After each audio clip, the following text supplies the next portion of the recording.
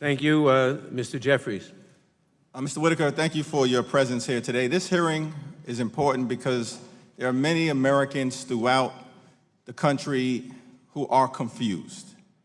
I'm confused. I really am. We're all trying to figure out, who are you, where did you come from, and how the heck did you become the head of the Department of Justice?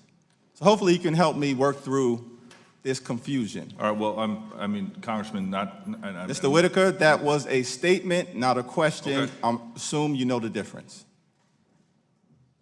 The investigation into possible Trump-Russia collusion in the 2016 election has resulted in 37 indictments. Is that correct?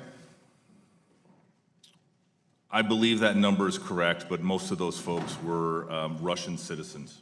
34 individuals have been indicted, true? While I haven't counted those as I prepared for my hearing preparation, I believe those are consistent with the numbers that as I know them. 3 corporate entities have been indicted, correct? I believe so, correct. The investigation has identified 199 different criminal acts, true?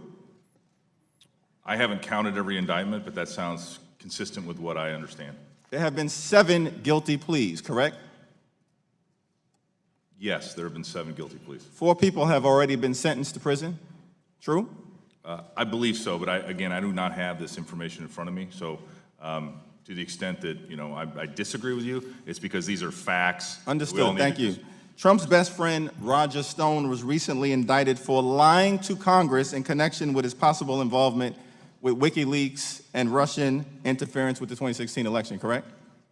Yes, and I mentioned Mr. Stone's indictment and arrest. Trump's campaign chairman, Paul Manafort, pled guilty to conspiracy to defraud the United States, true? Mr. Manafort did plead guilty, yes. Trump's deputy campaign manager, Rick Gates, has pled guilty to lying to the FBI, correct? While I don't have the indictment in front of me, I have no reason to disagree with you. Trump's former national security advisor, Michael Flynn, has pled guilty to lying to the FBI, correct?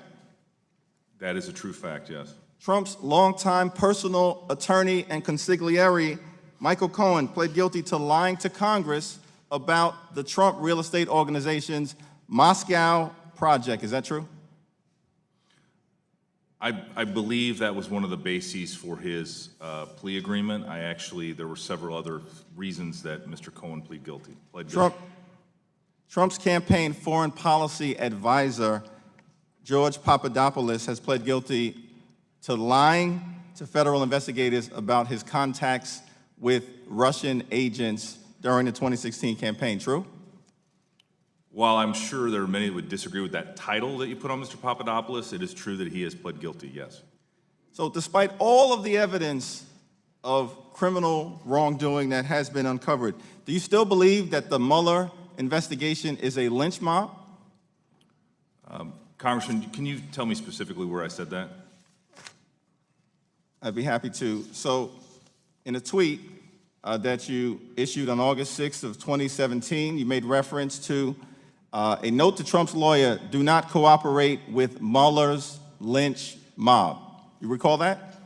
I recall that I said that I retweeted an article that was titled that. I did not necessarily agree with that position, but my point was that it was an interesting read for those that want to understand the situation. Okay, reclaiming my time. Manafort, Gates, Flynn, Cohen, Papadopoulos, and Stone are all in deep trouble. One by one, all of the president's men are going down in flames. It's often said where there's smoke, there's fire. There's a lot of smoke emanating from 1600 Pennsylvania Avenue right now. Yet, you decided not to recuse yourself, is that right? Congressman, the decision to recuse was my decision to make. I looked at all of the information. I consulted with many people that I've discussed today, and I determined that it was not necessary for me to recuse.